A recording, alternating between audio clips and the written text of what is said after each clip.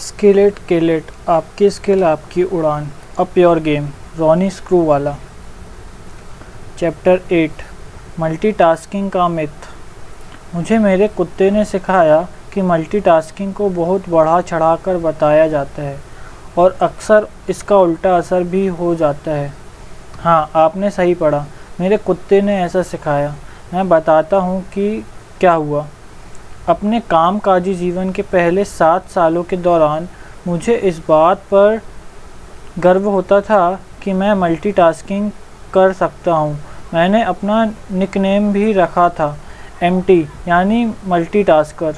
उस ज़माने में मल्टीटास्किंग मेरा नशा था। मैं जब यह सोचता कि मैं कितना अधिक कार्यकुशल हूँ, कारगर हूँ और इस खेल में सबसे आगे हूँ, तो मुझे गुरूर जैसा हो जाता था। वास्तव में यह आदत इतनी बुरी हो गई कि इसके कारण मेरी निजी ज़िंदगी पर असर पड़ने लगा। इसके कारण मैं एंटी सोशल बन गया और यहाँ तक कि अपने परिवार में भी अलग थलग रहने लगा। मैं अपनी पत्नी जरीना और बेटी त्रस्या के साथ रेस्टोरेंट में डिनर के लिए जाता, लेकिन बजाय बातें करने के और साथ खाने का आनंद लेने के, मैं प्लेट की तरफ देखता रहता। जल्दी जल्दी मुंह में खाना भर लेता, जबकि मेरा दिमाग लाखों किलोमीटर दूर कहीं और होता था। उस दौरान मैंने इस बात पर ध्यान नहीं दिया कि मल्टीटास्किंग का मेरा नशा बेकाबू होता जा रहा था। मुझे थकान महसूस होती, जैसे शरीर में ताकत ही ना हो। परिवार और दोस्तों से सामाजिक दूरी बनने लगी और मैंने ईमानदारी से आकलन किया होता तो मुझे यह बात समझ में आ गई होती कि मैं साफ तौर पर कम प्रोडक्टिव हो गया था। मेरा ध्यान बटा रहता था और दिमागी तौर पर मैं एक साथ तमाम जगहों पर बिखरा रहता था और बहुत अच्छे से काम नहीं कर पाता था। एक और शुरुआती संकेत, मेरा वज़न 4 किलो बढ़ गया, क्योंकि मल्टीटास्किंग के कारण खाते समय मैं इतना बिजी रहता था कि मैं ज़्यादा खा लेता था और इस बात पर मेरा ध्यान नहीं रहता था कि मैं क्या खा रहा हूँ। उसके बाद दो ऐसी चीज़ें हुई कि मेरी आंखें खुल गई और जिसके कारण मुझे मल्टीटास्किंग के बेतुके नशे से उबरने में मदद मिली। पहली, मेरी एक बहुत ज़रूरी मीटिंग थी जिसके लिए मैंने काफ़ी अच्छी तैयारी की थी, लेकिन जब मेरे बोलने का मौका आया तो मैंने खूब अच्छी तरह से अपना प्रेजेंटेशन दिया। फिर मल्टीटास्किंग के अहंकार में मैं 10 मिनट अपना ध्यान मीटिंग से हटा लिया और मैसेज देखने में लग गया। आखिरकार मैं अपने आप को सुपरमैन जो समझता था और किसी भी समय पर अपना ध्यान ऑफ और ऑन कर सकता था, राइट? नहीं, मैं गलत था। जैसा कि मुझे समझ आया कि वे 10 मिनट उस पूरी मीटिंग का सबसे ज़रूरी हिस्सा थे।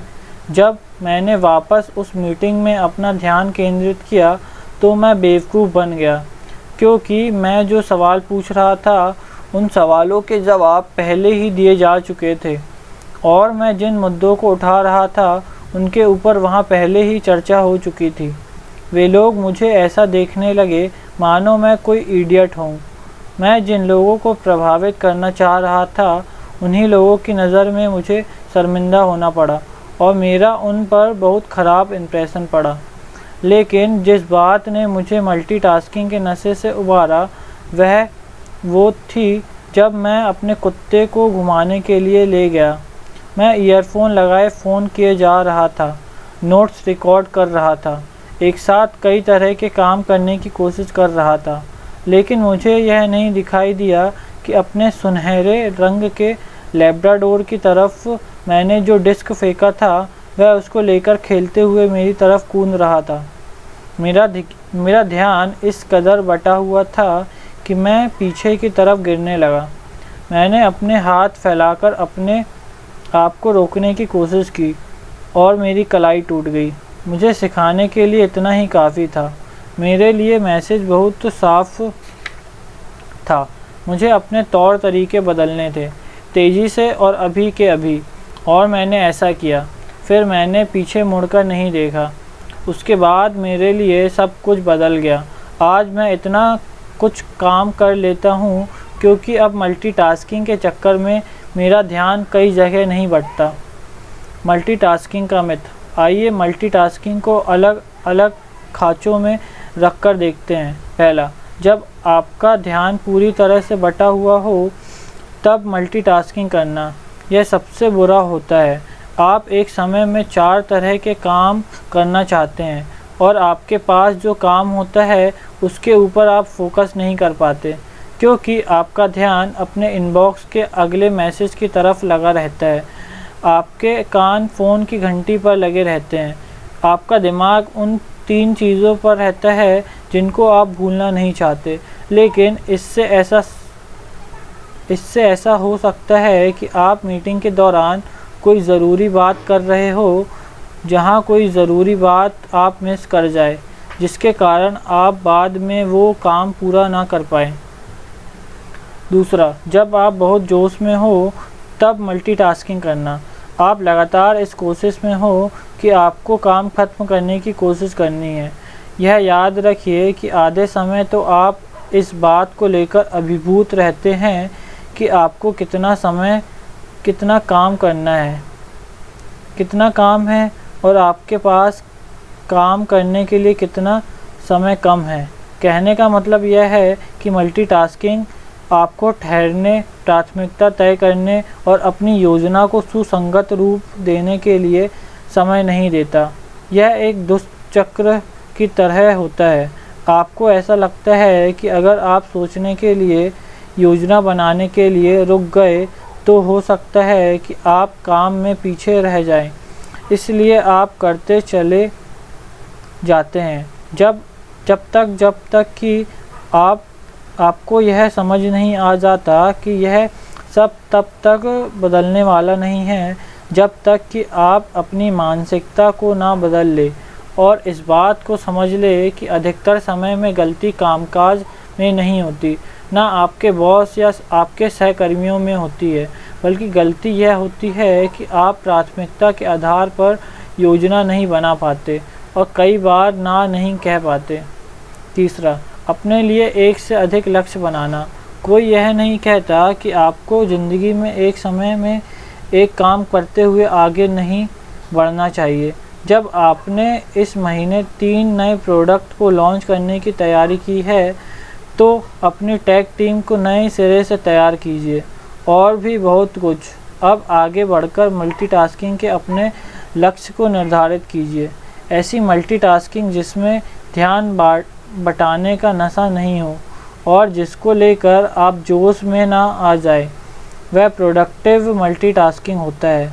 रोज़ मैं मल्टीटास्किंग करते हुए अपने काम पूरा करता हूँ, लेकिन मैंने यह समझ लिया है कि एक समय में एक काम करने का क्या महत्व होता है। इसका मतलब यह हुआ कि एक दिन में मैंने काफ़ी कुछ कर लिया। जब मैं किसी मीटिंग में होता हूँ तो पूरी तरह से उस मीटिंग में होता हूँ और इस बात को पक्का करने की कोशिश भी करता हूँ उस मीटिंग में मानसिक रूप से सभी लोग मौजूद रहे। जब मैं 5 ऐसे किसानों से बात कर रहा होता हूँ तो वापस अपने गांव लौटकर आ गए हैं, तो मैं यह बात बहुत आसानी से सोच सकता हूँ कि 3 व्हाट्सएप मैसेज के जवाब भी उसी समय दे दूँ जब वे अपनी बात कह रहे होते हैं, लेकिन इससे मैं बातचीत के असली सार को खो दूँगा। जब मैं किसी प्रोडक्ट को लॉन्च करने को लेकर, मार्केटिंग अभियान चलाने को लेकर आयोजित मीटिंग में होता हूँ तो मेरे अच्छे आइडिया तब आते हैं जब मैं वहाँ मौजूद रहते हुए सारी बातचीत को सुनता रहता हूँ, ना कि अपनी बात सुनाई और खिसक लिए। जब मैं इस किताब को लिख रहा था तो देर रात या अगली सुबह बहुत कुछ ऐसा होता था जो ध्यान को बटाने वाला होता था और जिसे उसी दिन करना होता था। तब मुझे यह बात समझ में आई कि तब तक किताब लिखने का कोई मतलब नहीं है जब तक कि आप उसमें अपना सब कुछ ना उड़ेल दे। मैंने यह अनुशासन बनाया कि जिससे मेरा ध्यान हमेशा बटा नहीं रहे। इसके कारण मैं एक दिन में बहुत सारा काम कर पाया। मुझे जो काम दिया गया हो उसके बारे में मैं 1 घंटा समय निकालकर अच्छी तरह तैयारी करता हूँ और उसकी समीक्षा कर लेता हूँ, तो उस काम में मैं अपना सबसे अच्छा नतीजा दे पाता हूँ।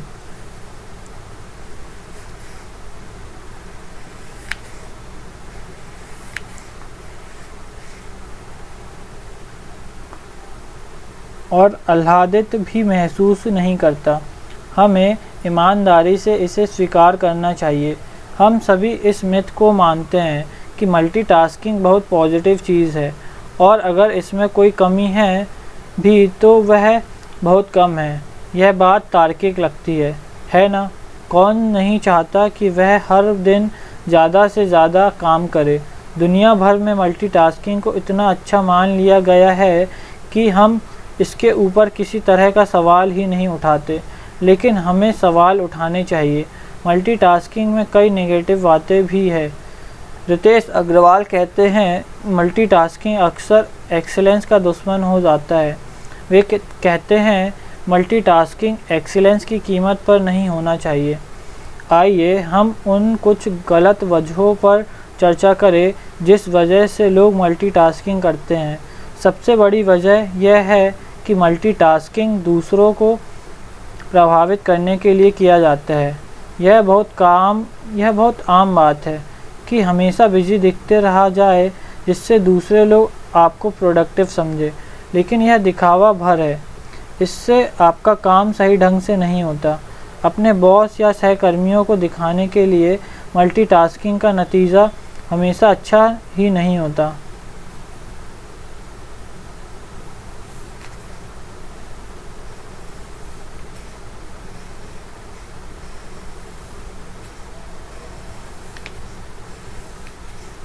मेरे एक दोस्त ने एक स्टार्टअप शुरू करने की कोशिश की और उसने सोचा कि जब यह चल जाएगा तो वह अपनी नौकरी छोड़ देगा। वह शायद ही कभी सोता। उसके काम का स्तर गिरने लगा और इस बात को हमारे बॉस ने भी महसूस किया। शिवम, 31 वर्ष, तकनीकी विशेषज्ञ, पुणे। हम लोगों को शिवम के दोस्त के अनुभव से सीखना चाहिए। कोई इंसान मल्टीटास्किंग के मिथ में फंस गया है। इसका सबसे बड़ा लक्षण तब दिखाई देता है जब वह अपने औसत स्तर के काम को इसलिए उचित ठहराने लगता है कि वह बहुत बिजी था, या यह कि उनके पास बहुत काम था और इस काम को करने के लिए उनको पर्याप्त समय नहीं मिल पाया।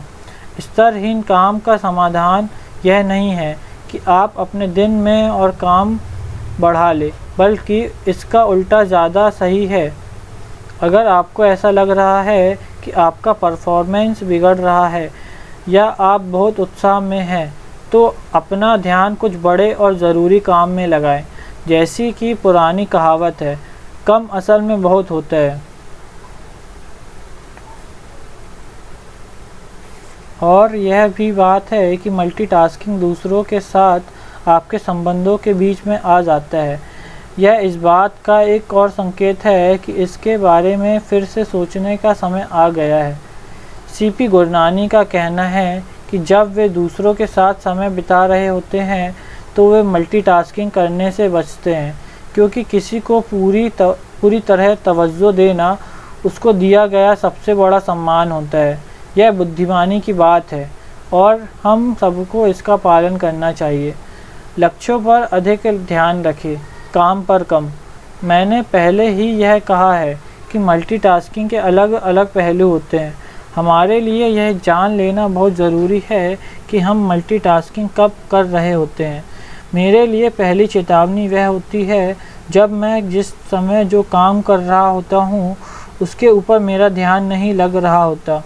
मैं किसी से बात करते हुए अपने फ़ोन या किसी अन्य डिवाइस को देख रहा होता हूँ, या मीटिंग के दौरान मेरा ध्यान कहीं और रहता है। मेरे दिमाग में 5 और काम चल रहे होते हैं जो उसी समय करने के लिए मैं मारा जा रहा होता हूँ। ठीक है, अब रुक जाइए। आप कोई भी काम इस तरह से सही तरीके से नहीं कर सकते और आप तनाव महसूस करने लगेंगे और आप सोचेंगे कि दिन इतना लंबा क्यों लग रहा है और मैं कुछ कर क्यों नहीं पा रहा।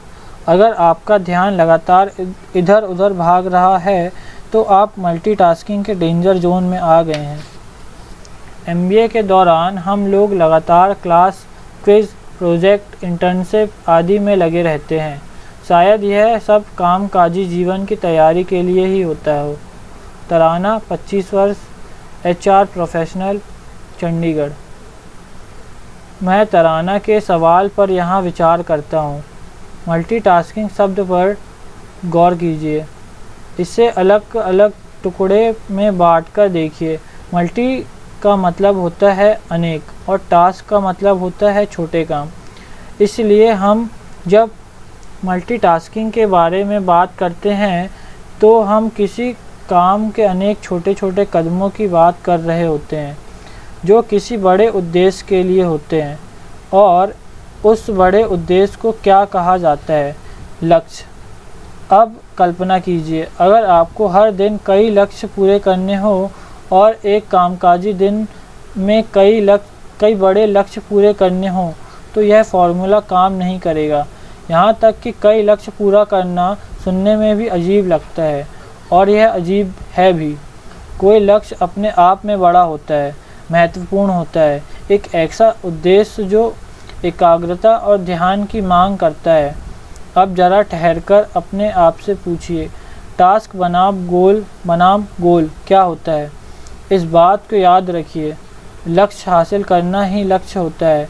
इसलिए रास्ते में आने वाले छोटे मोटे निरर्थक उद्देश्यों से मत भटकिए।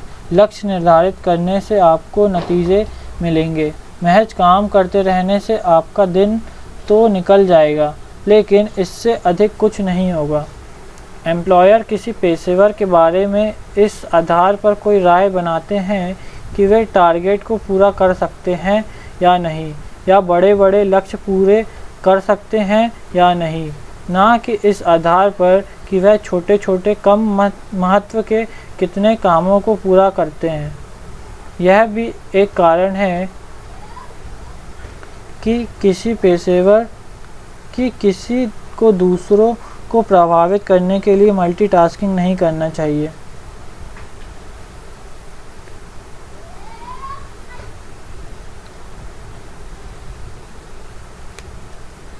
आप अपने पूरे करियर को मल्टीटास्क कर सकते हैं, लेकिन अगर आपके तमाम कामों से कोई नतीजा नहीं निकला तो आपको एक बड़े शून्य की तरह ही देखा जाएगा। सच में वह कर्मचारी प्रभावित करने वाला होता है जो बिजी रहने वाले काम इसलिए नहीं करता कि उसको बड़े लक्ष्य हासिल करने में बाधा ना आए। भीड़ से अलग दिखने का यही जरिया है।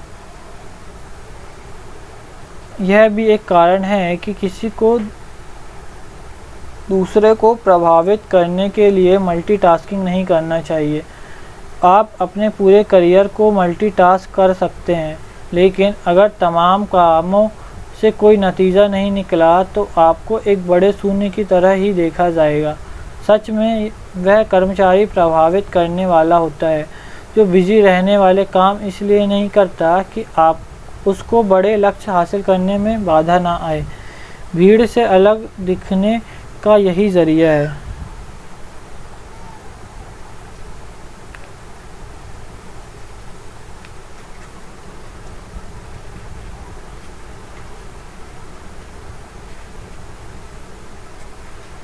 मैक्सिमम प्रोडक्टिविटी के लिए चाहिए डीप फोकस। अब जबकि हम समझ गए हैं कि मल्टीटास्किंग से ध्यान इधर उधर भटक जाता है और लक्ष्य हासिल करना हमारा मुख्य मकसद होना चाहिए, तो ऐसे में आप सोच रहे होंगे कि किस तरह से अपनी प्रोडक्टिविटी बढ़ाई जाए। मुझसे एक सवाल अक्सर पूछा जाता रहा है कि मैं इतने अलग अलग क्षेत्रों में कैसे सक्रियता के साथ काम कर लेता हूँ। मैं जैसे अपग्रेड कंपनी के माध्यम से एडटेक को लेकर गहरा समर्पण भाव, स्वदेश फाउंडेशन के माध्यम से सामाजिक कार्य, आरएसवीपी कंपनी के माध्यम से फिल्मों द्वारा अधिक असर पैदा करने वाली स्टोरी टेलिंग, इस सबसे बाद भी किताब लिखने के लिए वक्त निकालना, उद्यमियों को मेंटोर करना और यू मुंबा कबड्डी टीम का जोश बढ़ाना और उसे प्रेरित करना। वे मुझसे यह कहने की उम्मीद करते हैं कि मैं यह कहूँ कि मैं दिन रात मल्टीटास्क करता रहता हूँ, लेकिन ऐसा है नहीं। असल में उत्पादकता और नतीजों को हासिल करने के मेरे तरीके का मल्टीटास्किंग से बहुत कम लेना देना है। इसके लिए अत्यधिक अनुशासन की ज़रूरत होती है। मैं मेट्रो में हर वक्त म्यूज़िक सुनती रहती हूँ, लेकिन मेरी दोस्त अपना काफ़ी काम मेट्रो में ही कर लेती है। मेट्रो में इतनी भीड़ रहती है कि कोई काम करने के बारे में सोच भी कैसे सकता है, लेकिन वह कर लेती है। अंबिका, 24 वर्ष, सोशल मीडिया मैनेजर। दोनों चीज़ों के लिए अत्यधिक फोकस की ज़रूरत होती है। अगर मैंने अपनी गहरी तैयारी और लक्ष्य की योजना बनाने के दौरान ईमेल चेक करना, वीडियो देखना और व्हाट्सएप मैसेज देखना शुरू कर दिया तो नतीजे भयानक हो सकते हैं। आपकी एक आँख बाएं रहे और एक दाएं, यह मल्टीटास्किंग नहीं होती। इसको नज़र तिरछी होना कहते हैं। आप कोई जादूगर नहीं हैं। आप एक ही समय कई जगहों पर नहीं जा सकते और उसके बाद यह उम्मीद भी करें कि आपका काम भी बहुत उम्दा हो। क्या कई बार दिन में मेरा ध्यान इधर उधर भटकता है? हाँ।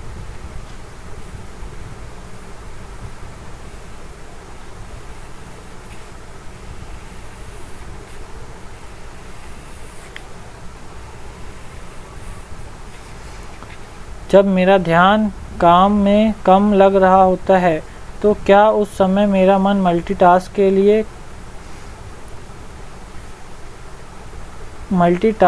के लिए करता है? पक्का। जो बात मुझे संतुलित बनाए रखती है और जिसके कारण मेरी प्रगति होती रहती है वह है अनुशासन। सभी तरह की संभावनाओं के लिए प्लानिंग और शॉर्ट टर्म व लॉन्ग टर्म गोल को तय करना। मैं इसे विस्तार से बताता हूँ।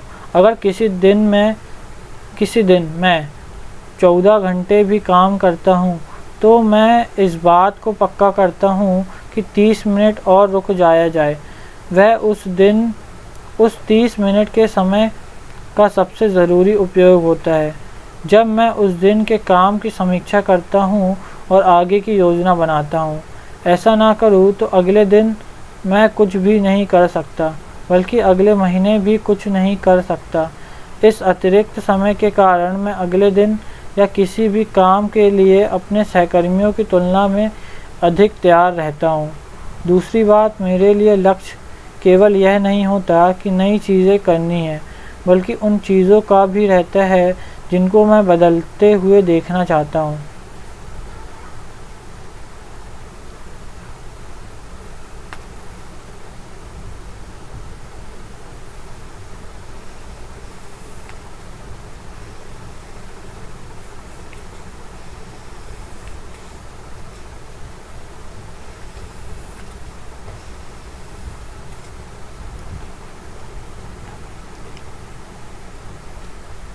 बल्कि जब मैं कम अवधि के लिए कोई लक्ष्य निर्धारित करता हूँ तो उसका आधा यह होता है कि कौन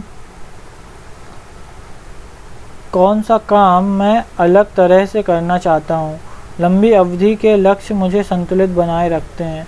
वे रोज़मर्रा के काम से बहुत आगे की चीज़ होते हैं और उनका प्रभाव अधिक पड़ता है। सीधे शब्दों में कहे तो किसी को यह पता रहना चाहिए कि कब मल्टीटास्किंग करनी है और कब नहीं, जिससे उत्पादकता को बढ़ाया जा सके।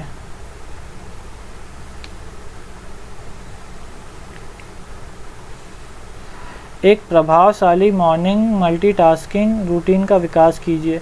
अभी तक हम लोगों ने मल्टीटास्किंग की कमियों के बारे में चर्चा की और यह है कि जब मल्टीटास्किंग नहीं करनी चाहिए। अब समय है मल्टीटास्किंग के उन पहलुओं के बारे में बात करने का, और यह है कि मल्टीटास्किंग का सबसे अच्छा समय क्या होता है। मेरे लिए मल्टीटास्किंग करने का सबसे उपयोगी समय होता है डेली मॉर्निंग वॉक, जब मेरे पैरों और शरीर से कैलोरी बर्न होता है।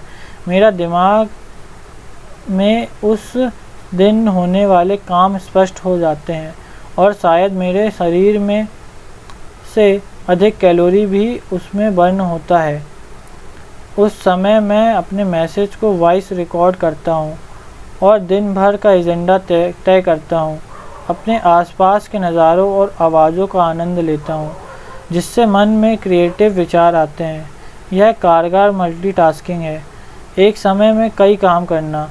अब कई बार मैं चैन और ताज़ी हवा के लिए ही टहल लेता हूँ, वह भी ज़रूरी है। जब आपको कुछ देर के लिए स्विच ऑफ करने का मन हो तो यही करें, और फ़ोन में घुसे रहकर अपनी गर्दन को मत थकाइए। अगर उस समय आपका लक्ष्य रिलैक्स करना है तो सिर्फ रिलैक्स कीजिए।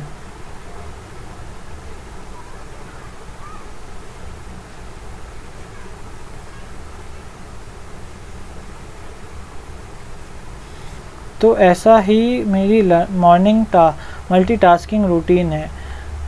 आप वही कीजिए जो आपके हिसाब से सही हो। सबसे अच्छी मल्टीटास्किंग का आसान कामों के लिए होती है, जिसमें गलतियों से उतना नुकसान नहीं होता और उसकी संभावना भी कम होती है। अच्छी बात यह नहीं होती कि आपको किसी ऐसे उच्च स्तरीय सेल्स प्रेजेंटेशन की तैयारी करनी हो और आप पब्लिक ट्रांसपोर्ट में जाते हुए उसे तैयार करें। उसमें ध्यान विचलित होने की संभावना बहुत अधिक रहती है।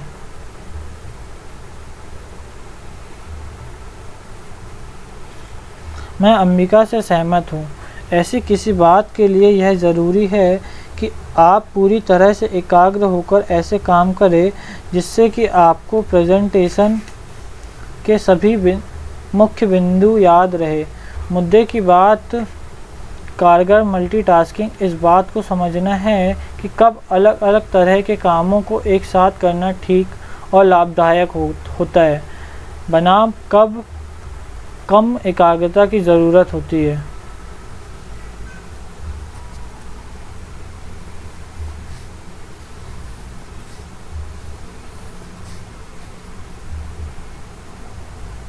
मल्टीटास्किंग ब्रेक लीजिए। ईमानदारी से विचार कीजिए, इस किताब को पढ़ते समय कितनी बार आपने इंस्टाग्राम, व्हाट्सएप, स्नैपचैट, फेसबुक या ईमेल चेक किया? अगर आप भी बाकी लोगों की तरह हैं तो जवाब हुआ कई बार। इस बात को समझा जा सकता है। तकनीक हर जगह सबका ध्यान बटाती है और हम उसको मल्टीटास्किंग का ही एक और रूप कहकर ही ठहराते हैं। लेकिन यह कैसा रहे कि आप मल्टीटास्किंग से 1 या 2 दिन का ब्रेक लें और उस समय का दूसरी तरह से उपयोग करें। कैसा रहे कि जूम, स्काइपे और व्हाट्सएप करने और भागते हुए समय पर दफ्तर आने जाने के बजाय आप सारा समय इस बात पर एकाग्र करें कि कैसे बेहतरीन टेक आइडिया, प्रोडक्ट सॉल्यूशन और मार्केटिंग की रणनीति के साथ आगे आया जाए। अब शायद आप इस बात की फ़िक्र में हो कि उस दौरान आपके बॉस या टीम के मेंबर मल्टीटास्किंग में लगे होंगे, जबकि आप वैसा नहीं कर रहे हैं। लेकिन ज़रा यह सोचिए कि अगली जूम मीटिंग के दौरान तब क्या होगा, जब सभी का ध्यान बटा हुआ रहेगा और सब ऐसे जता रहे होंगे कि वे मीटिंग में ध्यान से हैं। लेकिन आप कोई बहुत अच्छा आइडिया, कोई अच्छा प्लान या कोई बेहतर रणनीति दे रहे होंगे। अपने आप से पूछिए, किसे सबसे अधिक याद किया जाएगा? उनको जो व्यस्त लग रहे थे या उसको जिसने कंपनी को कोई नई सफलता हासिल करने में मदद की? उत्तर स्पष्ट है। इसे एक बार आजमा कर देखिए। मल्टीटास्किंग से ब्रेक लीजिए और उस समय का सदुपयोग करते हुए कोई नई सूझबूझ पैदा कीजिए। ऐसा करने से आपको खुशी महसूस होगी। 5 मूल बातें। पहला, यह सोचना कि मल्टीटास्किंग का कोई नुकसान नहीं है, गलत है। काम जब ठीक से ना किया जाए या दूसरों को प्रभावित करने के लिए किया जाए तो मल्टीटास्किंग से ध्यान इधर उधर हो जाता है और गलतियां हो जाती है। किसी बड़े लक्ष्य की तरफ ध्यान लगाएं, बजाय इसके कि तरह तरह के छोटे छोटे काम किए जाएं। तीसरा, गहरी तैयारी, योजना और अनुशासन के साथ अधिकतम उत्पादकता हासिल की जा सकती है, मल्टीटास्किंग के कारण लगातार आने वाली बाधाओं से नहीं। सुबह के समय ही मल्टीटास्किंग रूटीन बना लें। ऐसे कामों को एक साथ करें जिनमें गलतियां होने की संभावना कम हो या जो कम मायने रखते हो। मल्टीटास्किंग से ब्रेक लेते रहिए। अब उस अतिरिक्त समय का सदुपयोग कंपनी के लिए किसी बड़े आइडिया या सॉल्यूशन खोजने के लिए करें। आपके एम्प्लॉयर को अधिक परवाह नतीजों की होती है, ना कि इसमें कि आप बिजी दिखें।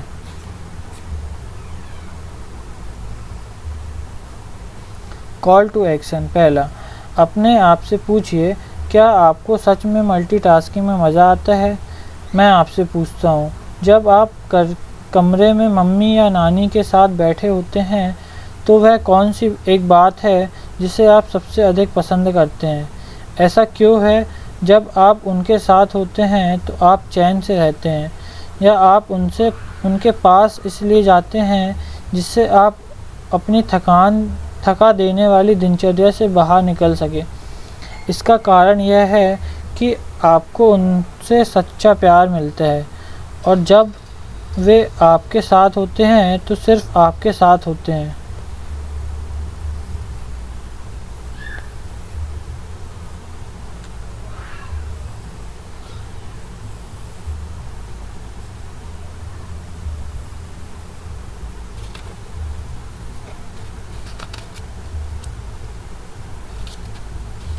दूसरा, आपने कितनी बार किसी चीज़ के लिए ना कहा? आपके लिए खुद से या अपने सहकर्मियों या अपने मातहत काम करने वालों को ना कह पाना कितना मुश्किल होता है। हम जिंदगी में अक्सर लोगों से संतुलन बनाते हुए काम करते हैं और टकराव को टालते रहते हैं। ना कहना हाँ कहने से अधिक मुश्किल होता है, लेकिन यह याद रखिए कि आपके करियर का महंगा सबक वही होता है जब आप किसी को ना कहने में असक्षम साबित होते हैं। मैं ऐसे कई लोगों से मिला हूँ जो कानूनी पछड़े में फंसे होते हैं, जिनके करियर में गिरावट का दौर होता है या कुछ तो दिवालिया ही हो गए होते हैं, और उन सभी लोगों के अनुभवों से मुझे एक ही सीख मिली, काश समय पर मैंने ना कह दिया होता। इस बात का इस अध्याय में क्या मतलब है? इसके यहाँ जिक्र का यही मतलब है कि चूँकि हम अपनी ज़िंदगी में बहुत बिजी प्रतीत होते हैं, धारा के साथ बहते रहते हैं, हरदम एक तरह की हड़बड़ी में रहते हैं, हमेशा हमारा ध्यान इधर उधर रहता है, इसलिए हम इस बात के नतीजों के बारे में नहीं सोच पाते कि ज़रूरत पड़ने पर ना कहने में क्या हो सकता है।